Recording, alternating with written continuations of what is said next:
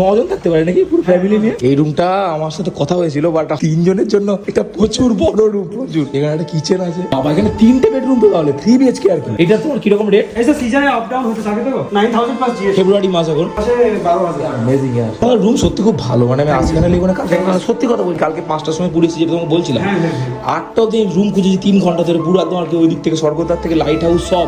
লাস্টে এসে আমার এটা পছন্দ হয়েছে এবং রুম অনুযায়ী রেটটা ঠিকঠাক, থ্যাংক ইউ স্যার। কলেজের এসি লাগা আছে একদম বসুলি সবাই।